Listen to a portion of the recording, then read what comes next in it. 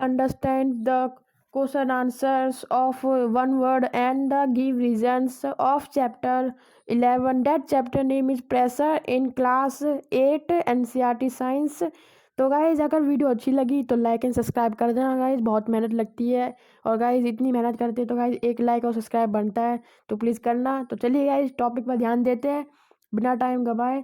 तो गाइज यहाँ पे हमारा पहला है C, give one word for each of the following.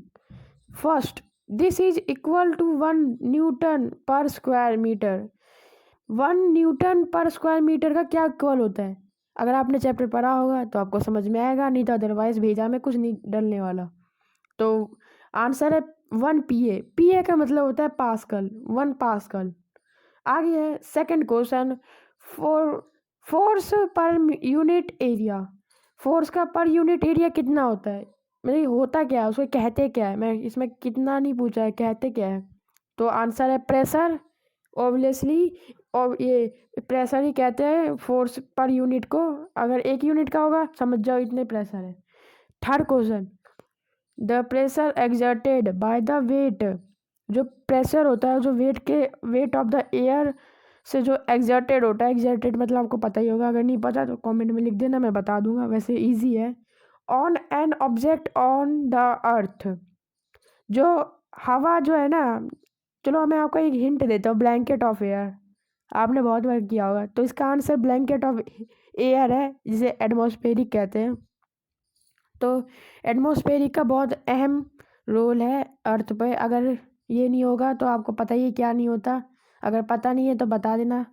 और फोर्थ है a device use to measure atmospheric pressure. ऐसा कौन सा इंस्ट्रूमेंट है जिसे हम यूज़ करते हैं? हम नहीं करते हैं, मतलब साइंटिस्ट या जो इसका काम होगा वो यूज़ करता है, एटमॉस्फेरिक प्रेशर को देखता है, मेजर करता है। इसका आंसर है बैरोमीटर। चलिए गाइज मैं आपको इसका पिक्चर दिखा देता हूँ, बैरोमीटर कैसा होता है। आपने कभी देखा नहीं होगा शायद, दिखा देता हूँ आपको, पता चल जाएगा। तो गाइज देखिए, ये है बैरोमीटर। इसी से हम एयर प्रेशर को पता करते हैं और हमें पता चल जाता है इतना प्रेशर है। यह है इंस्ट्रूमेंट बैरोमीटर। तो चलिए अगले क्वेश्चन में बढ़ते हैं। आप देख सकते हैं last question, fifth part of this question का, वन वर्ड का, liquid and gases are collectively called. क्या कहा जाता है लिक्विड और गैसेस को जो हम कलेक्ट करते हैं, इसे कहा जाता है फ्लूइड। फ्लूइड मतलब कि जो जेली जैसा होता है ना, वैसे ही कुछ कहा जाता है, लेकिन सुनने में आया है कि फ्लूइड कहते हैं। चलिए अब डी वाला पार्ट भी करते हैं, गिव रीजन। रीजन देना है इसमें।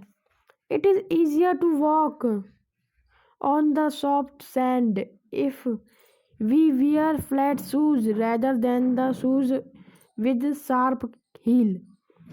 शार्प हील मतलब जूती कहा जाता है, और फ्लैट शूज़ मतलब जो हम पहनते हैं। चलिए मैं आपको एक बार पिक्चर में दिखा देता हूँ, फिर उसका सॉल्यूशन बताता हूँ क्या है। तो गाइस आप देख सकते हैं, ये जो शार्प हील है, ये देखिए, ये जो है ना नुकीला, इसे कहते हैं शार्प हील शूज़, जूती कहा जाता है इसे। और ये जो फ्लैट शूज़ है जो हम पहनते हैं स्पोर्ट्स में या स्कूल के टाइम पे, तो इसे कहा जाता है फ्लैट शूज़, और इसे शार्प हील शूज़। ठीक है गाइज, अब मैं इसको बता देता हूँ क्या है answer. Flat shoes help greater area so it exert less pressure. जो फ्लैट शूज होता है ये हेल्प करता है हमें, मतलब ये मदद करता है ग्रेटर एरिया देने में। और ऑब्वियसली ये फ्लैट है तो ग्रेटर एरिया देगा ही, और एग्जर्ट करेगा less pressure on the surface. Surface मतलब जहाँ हम चलते हैं उसे। वेयर एज शार्प हील जो जूती होती है, shoes have less leisure area, और उसमें लेस होता है सरफे वो होता है सर एरिया जो होता है उसका शूज़ का, वो बहुत कम होता है, लेस होता है। तो वो एग्जर्ट करता है ग्रेटर प्रेशर, मतलब कि वो ज़्यादा ही प्रेशर करता है। और फ्लैट शूज़ होता है वो कम करता है। तो अंतर समझ में आ गया। So it is difficulty to walk on the surface sand. जो सैंड होता है मिट्टी में, अगर आप शार्प हील शूज़ चलाओगे जूती पहन के, तो इतना डिफ़िकल्ट होगा उसको चलाने में, क्योंकि वो बहुत ही ज़्यादा प्रेशर एग्जर्ट करता है। तो चलिए गाइस आगे बढ़ते हैं। आगे there are huge amount of atmospheric pressure acting on us, however we do not experience it affect. इसका सॉल्यूशन है there is a huge amount of atmospheric pressure. यहाँ पे बहुत ज़्यादा ही अमाउंट मतलब ज़्यादा संख्या एटमॉस्फेरिक प्रेशर एक्टिव है हमारे ऊपर, but we do not experience, लेकिन हम उस पर गौर नहीं करते और ना हमें कभी सोचते हम उसके बारे में। फिर भी it because our internal pressure, और जो हमारे शरीर के अंदर जो होता है प्रेशर, बहुत प्रेशर होते हैं हमारे अंदर भी, डाइजेस्ट में भी प्रेशर बहुत होता है। नेट पर सर्च करना एक बार अगर टाइम मिले है तो। Pressure of the body cancel these huge atmospheric pressure, तो ये कैंसिल कर देता है इन सब एटमॉस्फेरिक प्रेशर को। आगे है क्वेश्चन नंबर 3, सी ड्राइवर्स जो होते हैं, जो समुद्र के अंदर जाते हैं पहन के सूट्स, जो होता है डिज़ाइन अलग तरह से, स्ट्रीमलाइन जिसे कहते हैं। हम पढ़ा होगा आपने, अगर नहीं पढ़ा तो हम मेरे पिछला वीडियो देख सकते हैं।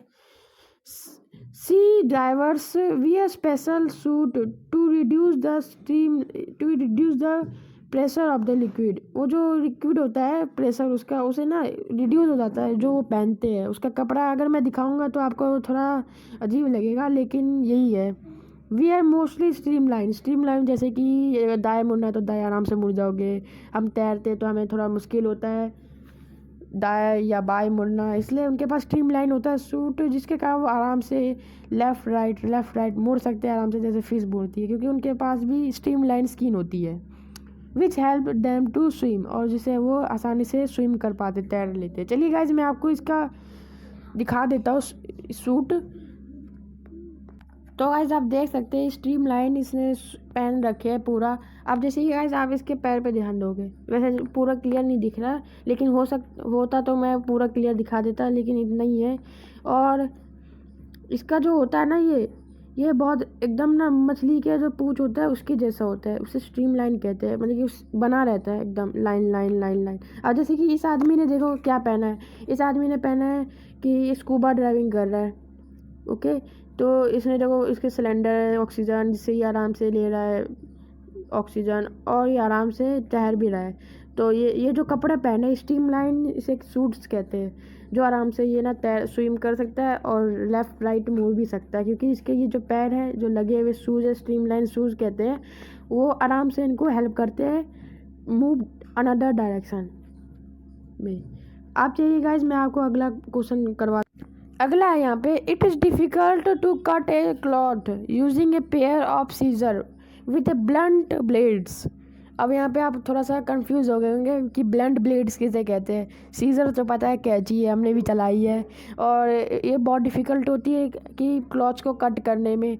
तो अब आप विद ब्लंट ब्लेड्स का मतलब होता है यहाँ पे गाइस, हिंदी में बता रहा हूँ मैं, कुंद ब्लेड, हाँ कुंद ब्लेड कहा जाता है, मुझे भी ढंग से बोलना नहीं आ रहा, लेकिन कुंद ब्लेड कहते हैं इसे।